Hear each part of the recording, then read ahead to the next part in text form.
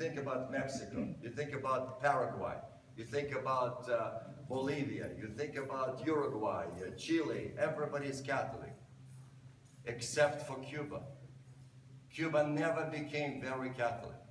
Only 3% of Cubans acknowledge or announce that they are Catholic, and it's legal. It's not dangerous to say, I'm religious, I'm Catholic. And they were explaining to us the reason. One of the reasons is that the slaves continued to arrive there until 1865. 1865. So the African influence was much stronger than the Catholic influence. And they have this religion, and I said this in shul, and some of you know that religion. I never heard about this.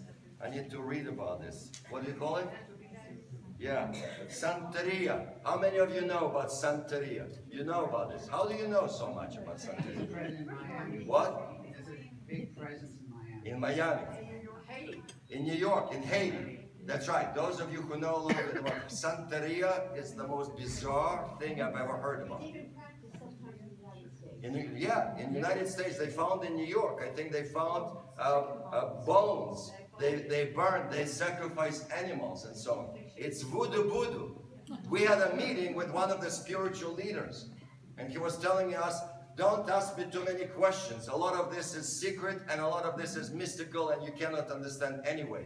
But this Santeria is so entrenched in Cuba that even this lawyer, who is our guide, she told us, she says, I do some bizarre things. She says, I'm embarrassed, perhaps I should not say to you. But when her child gets sick, she does some weird stuff. She puts some I don't know, ashes on her head and you know, like bizarre stuff. So Santeria had a major influence. Anyway, because Catholicism never became very influential, there was never Inquisition there. There was never anti-Semitism. Everybody we spoke to, some people, you know, remained there. They say, we were never even called Jews. Cubans don't understand religion that much. So basically, you became Polacos, or you became Turcos, if you're from Turkey. A lot of Jews arrived. The first major immigration came from Ottoman Empire, from Turkey, around the World War I. So you were Americano, or you're Polaco, or you're Russo, or you're Turco. You're not Jew. So they don't even understand this concept of anti-Semitism. In fact, Jews are very elite because there is persecution, there is prejudice, and that's against the color. Blacks. Until today, black people are second class. But Jews were white, and Jews were European, and Jews were looked up to. Another interesting thing is that Batista apparently was not white. Did you know that? Anybody knew that? He was a mulatto. So as a result, he was not welcome to the main country club in Havana, like Everglades. He was not welcome there. But the Jews welcomed him into their clubs. So he was never an anti-Semite either. It's very interesting.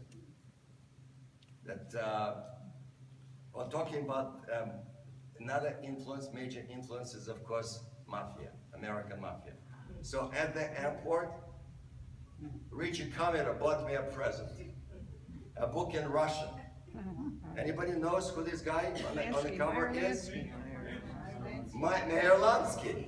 It's a Russian, it's a book translated, an Australian author who did research, and it's translated into Russian and says, Mafioso in Havana. Mafioso in Havana. I just began to read it yesterday. It's fascinating. I couldn't put it down. There are all these pictures. Amazing pictures. For example, I did not know that FDR was very friendly with Batista, a bloody murderer. And there is a picture of him in the White House. They're sitting in the White House with FDR. Now, Dwight Eisenhower supported Castro.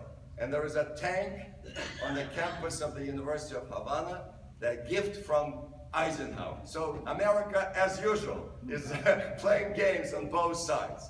There is a beautiful picture here of Frank Sinatra and Ava Gardner sitting there in the Tropicana Hotel. It's the most famous hotel is Nacional.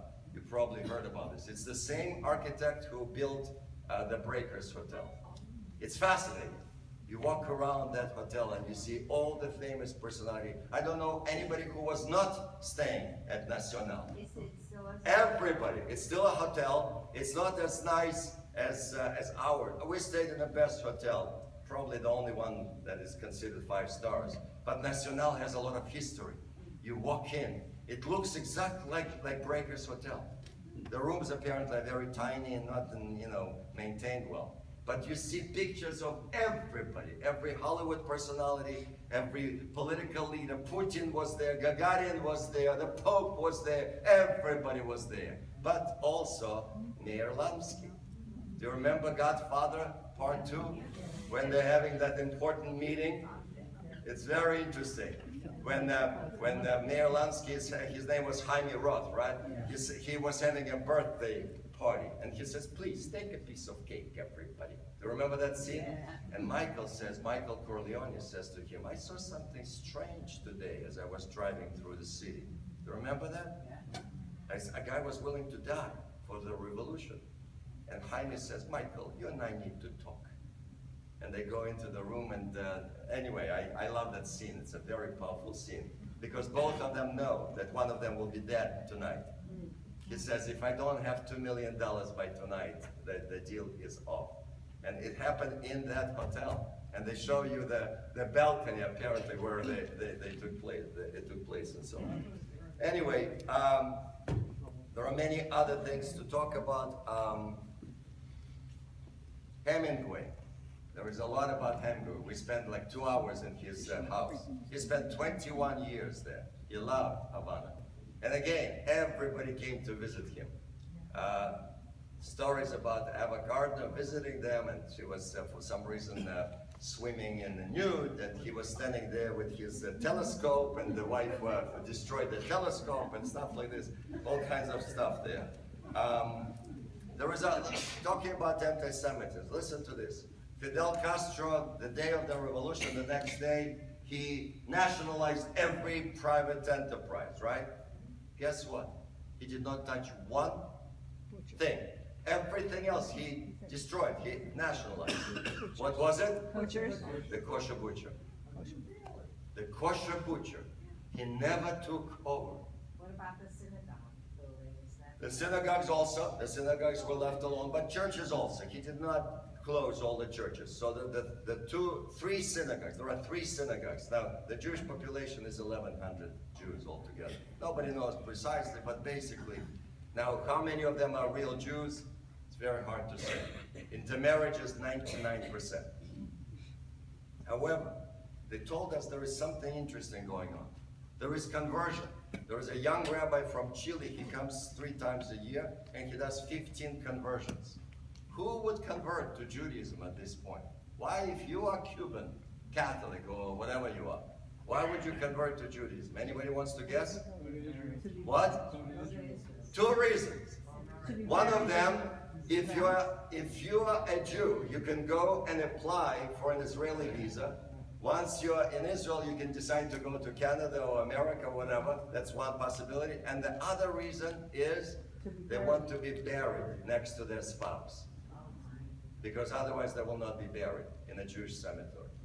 So one of the mitzvot we did, by the way, the members of the sisterhood deserve credit, and Arlene was very helpful. We picked up a lot of stuff from our gift shop, and they were very grateful. We brought mezuzot with a scroll inside. We brought challah covers. We brought some Magen Davids for the little children and stuff like this. They were very grateful. And so basically, 1,100 Jews, they could not survive if it were not for visitors, of course. So we brought, every one of us brought a whole half of the suitcase with a lot of stuff. And at the cemetery, we actually did a little bit of cleaning up and, helping out, because again, there's no way for them to be able to support themselves. But they're very proud of their community. And last year they sent a team to Maccabiada in Israel for the first time ever. And there is a great story about this. Last time, or maybe 2 years, I don't know. Stuart, when you were there, did you hear the story, the famous story about Maccabiada? This woman, Adele, she is the president of the Jewish community for the last 50 years. She's an interesting character. She's a medical doctor who does this as a volunteer, obviously. So she says, people call me a doctor, but I'm not a doctor. I am a doctor. I think I have a PhD in snoring. She says, I'm a schnorrer. I'm asking for money all the time, otherwise the community would not survive. So one day, there was a private group visiting her.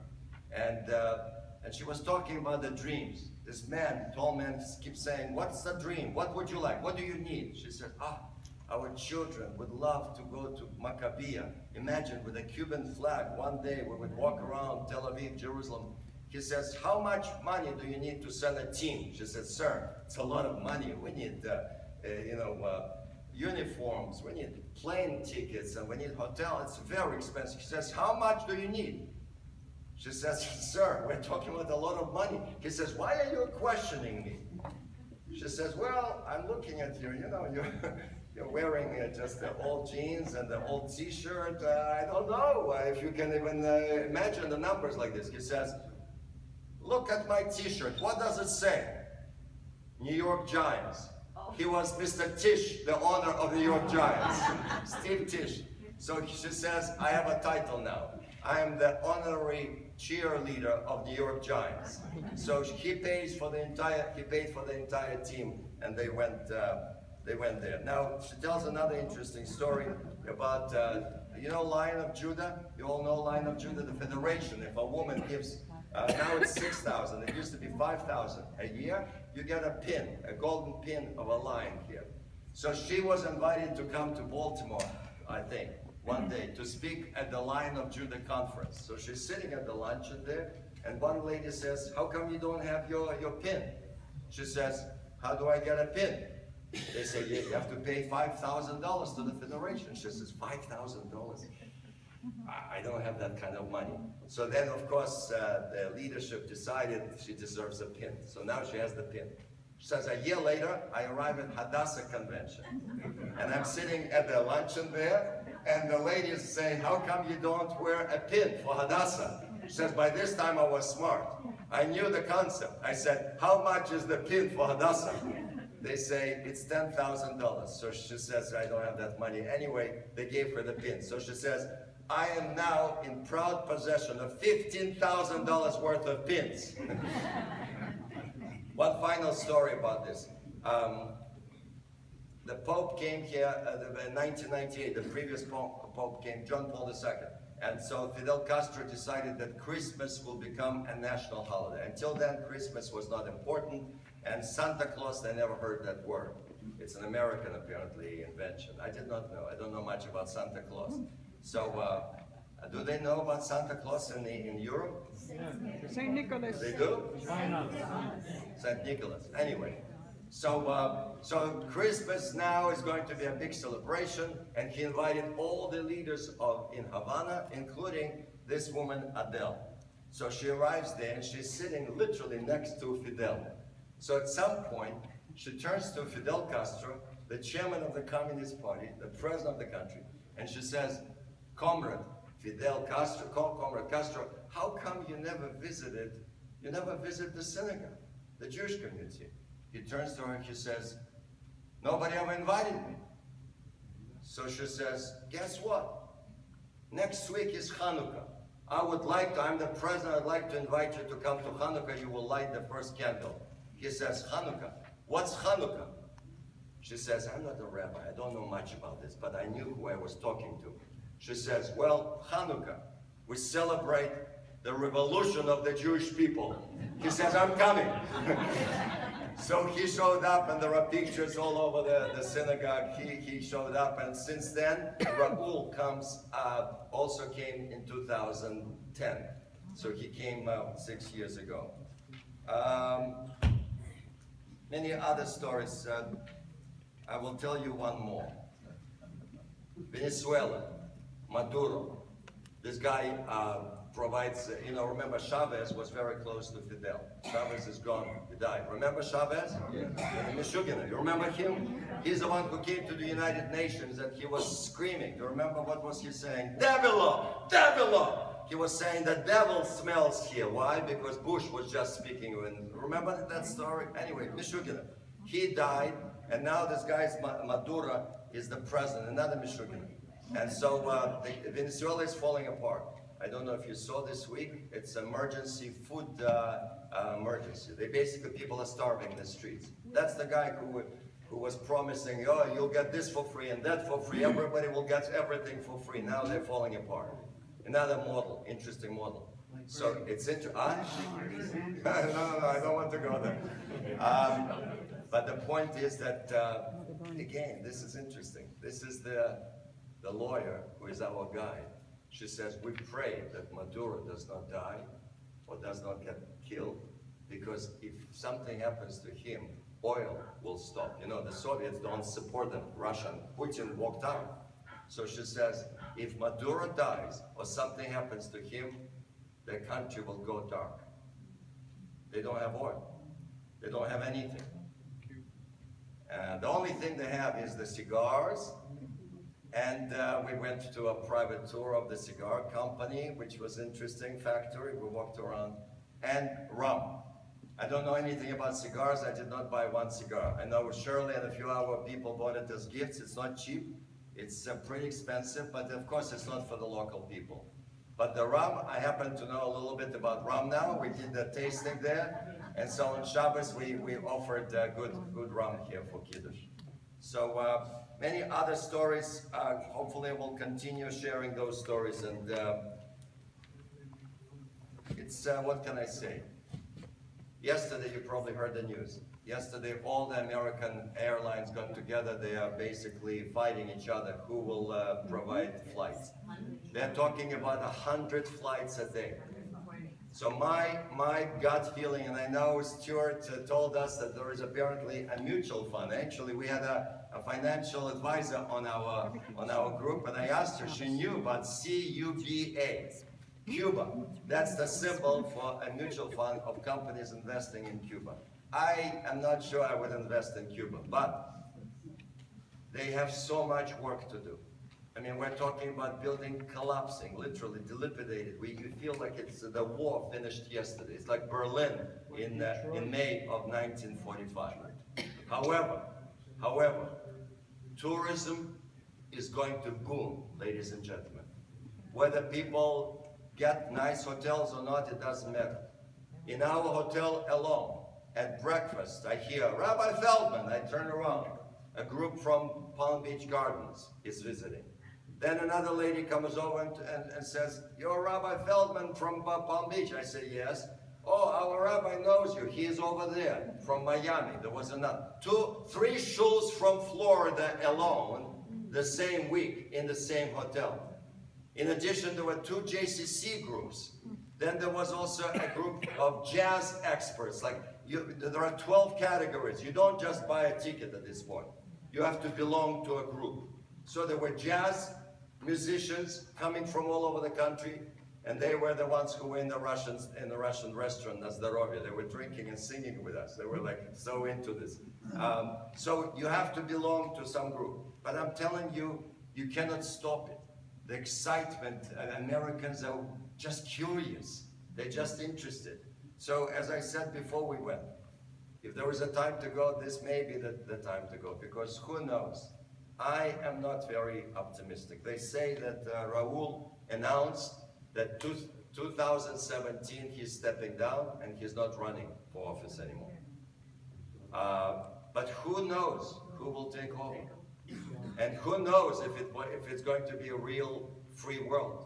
Who knows? It can change overnight. People, and it's interesting. I'll give you one interesting insight. Again, this is a lawyer. This is a very educated woman.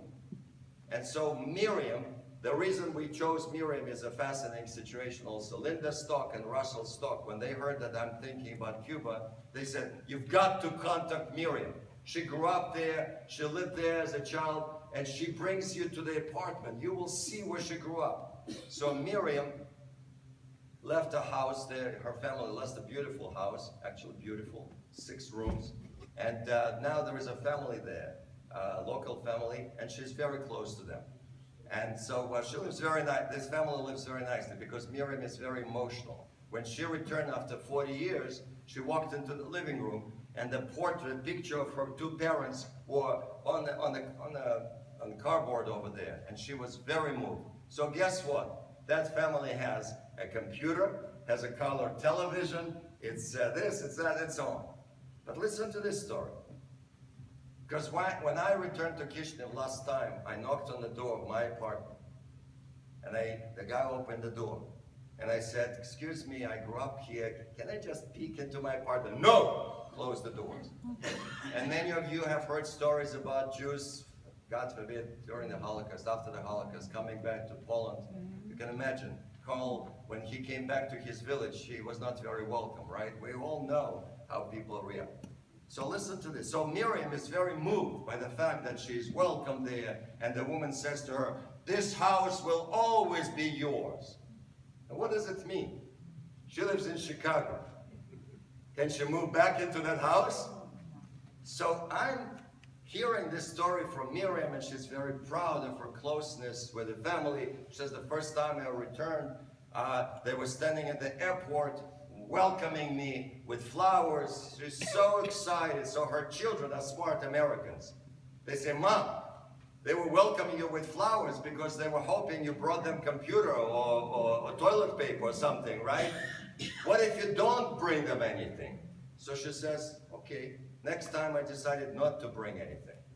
They still welcomed me. Okay, that's very nice. I'm listening to this story and suddenly it hits me. I turned to Eliana, our guide, and I said, Eliana, how do you feel about this? You moved into somebody that was a big house, 1 family, and now there are 7 families living there. Like Dr. Zhivago, you remember that scene? He lived in a house of 22 rooms. He walks in and there are 22 families there. Now he's a nobody, right? Who are you? Get out of here. So I say, Eliana, how do you feel about this?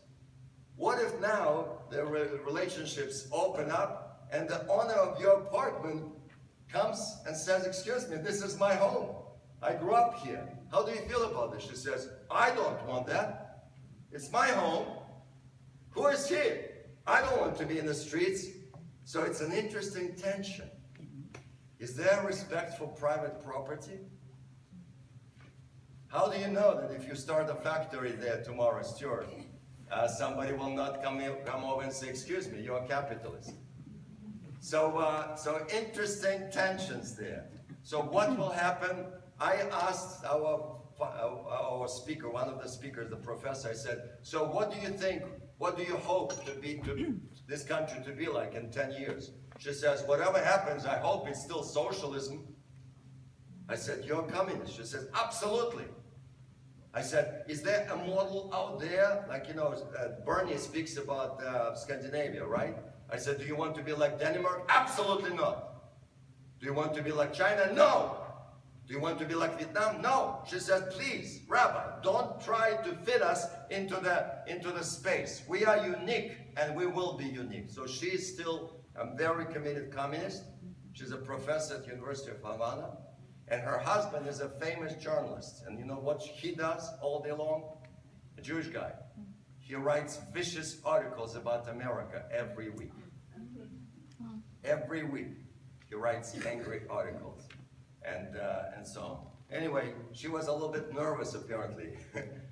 Miriam told me she was very nervous that you're coming. She felt that maybe you will challenge her, attack her about communism and this and that. I was not getting into this. All right, I am sorry, I have to stop here. And I want to give our special guest. Anyway, I'll read this book and I will tell you some stories about Meir Lansky. Interestingly enough, when I was in Miami Beach, when I came to Palm Beach, somebody came over to me one day and says, Rabbi, you see this guy over there? Do you know what he did for a living? I said, no. Well, he was the trigger guy for Meir Lansky. He was very close to Meir Lansky. All right. So, Professor Sagiv Schiffman, I'm going to read just whatever I was given by Libby. Associate Professor, Department of Genetics at the Hebrew University of Jerusalem, received his PhD from Hebrew University, where he explored the genetic basis of schizophrenia. His postdoctoral studies took place in the Wellcome Trust Center for Human Genetics, University of Oxford, focusing on the genetic basis of anxiety and depression. These are the most important questions, right? Anxiety, depression. His current main research focus is on connection between genes, the brain, and autism. In 2013, he was awarded the prestigious Creel Prize from the Wolf Foundation for Excellence in Scientific Research. Wolf Foundation is a major foundation in America that awards scientific research experts. So we will, do we need to turn off the lights a little bit for you? Okay, so we are really privileged to have an expert in one of the most important areas, as you can imagine. Where is the source for depression, schizophrenia, and so on?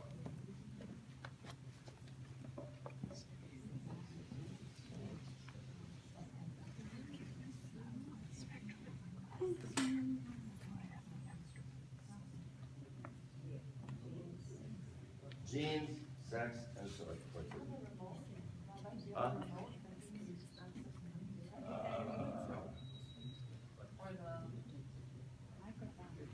Yeah, I'll give you the mic. Without one, I don't know my experience. Okay.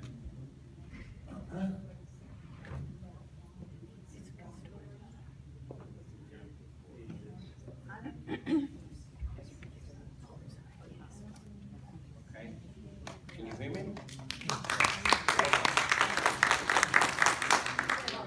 So thank you very much. It's really going to be very difficult to speak after these fascinating stories. I'm not going to talk to you about stories from Cuba or from other places. So what? Okay. I'll speak up. So I'm going to talk about autism. As you heard, I'm from the Hebrew University of Jerusalem, and my lab focuses on the genetics of autism. This is the focus of my lab, and today I want to tell you in a very general way about autism and how genes interact with sex or gender to influence the autism. Okay, so this is the topic. And this is the outline of my talk. Okay, so I'm going to start with telling you that autism is a major health concern. And then we're going to talk about the fact that autism has a very strong genetic basis. And that's why we can use genetic tools to study autism. I'll explain some of the principles that we use to study autism, and then what do we find, what do we learn about autism with using those kind of tools. And in the end, maybe if we have time, about the challenges of developing treatments a bit. I need to talk loud. This one is working as well? Okay, just to shout. Okay, this is good. Okay, sorry. Yeah. Yeah. I don't hear as well. So good. Okay, so this is the outline.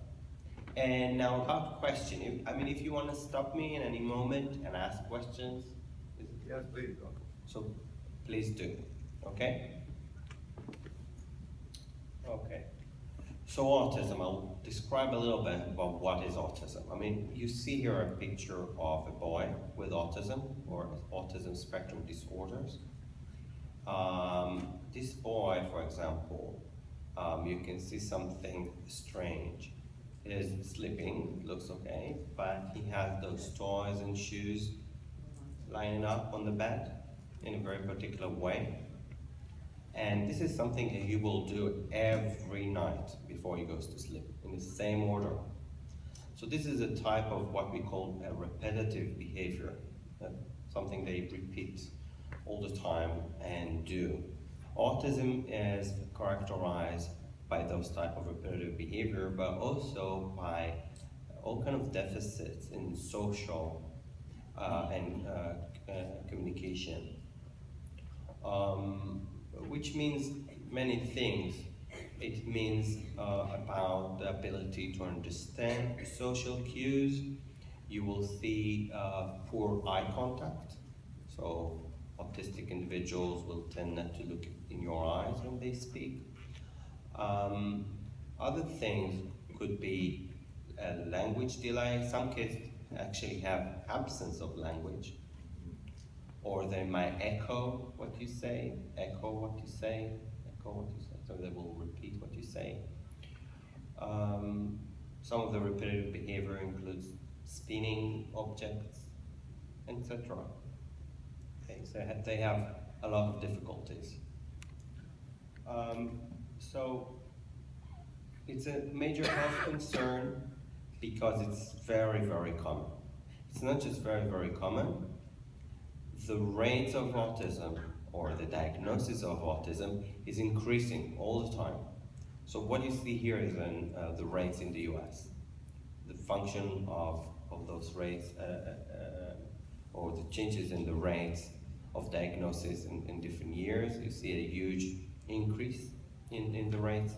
The current rates are 1 in 68 of kids in the US will be diagnosed with autism. It's much more prevalent in boys than girls, something like 4 or 5 times more frequent in boys. And we think that most of this rise in the rates of the diagnosis is because of the way we diagnose autism today, which is different than what it was before, but also because of awareness. Okay, people are aware of it, but also the diagnosis, as I said, change with time. So it includes people that would not get the diagnosis before. This is the major reasons for this increase in rate. Okay. Of course, one of the main questions is how can we improve life of people with autism? As I said, it's a spectrum of disorders. Some of those kids have a very, very severe condition. Some have less severe. Many of them have also low IQ. Not all of them, but many of them. Some have other comorbidities like epilepsy, anxiety disorder that comes with the autism. Now, if we really want to improve their life, thank you, we need to understand, of course, what causes autism. This is basic. And the first hint to what causes autism was in the first publication that was coined the term autism. This publication in 1943 by a Jewish American child psychiatrist, Leo Kanner. So in this year, this was the first description of autism. So before 1943, there was no autistic individual, so nobody diagnosed autism. And he, in this paper, you can see the title, it's called Autistic Disturbance of Affective Contact. And he described a dozen of kids with the same symptoms that we see now in kids with autism. Okay? And of course, he was asking himself also what causes autism. And in the end of this paper, he writes something that he noticed. So he noticed that the parents are not exactly normal, in the sense that he saw that some of the parents behave differently, they're less social, maybe what he called a bit cold. And from this paper, for many years, people were blaming the parents, and particularly the mothers, as being the reason for autism. And people call this theory, the refrigerator mothers, or the cold mother theory. Okay? So the cold mother theory, as I said, was saying that the children developed autism because a mother were not warm enough, didn't hug them enough, etc. This theory now we know is wrong. It's not true. So still we have the question of what causes autism. As I said, cold mothers is wrong. It's not, what I wrote here is not entirely wrong. Some of it is true. I mean, I just need to do small changes here in what I wrote here. Well, first delete the MO and put an FA, and delete the C, and you get, this is a real risk factor for autism. It's not huge. You can see here in this graph, old fathers have an increased risk of having children with autism. What you see here is that there is mainly a dramatic increase after the age of 40 of the chances of having a child with autism. And of course you ask yourself why. Okay? We think that one of the main reasons why all fathers have a higher rate of autism is something I will describe later about new mutations. But bear with me and I'll explain what it means. Okay?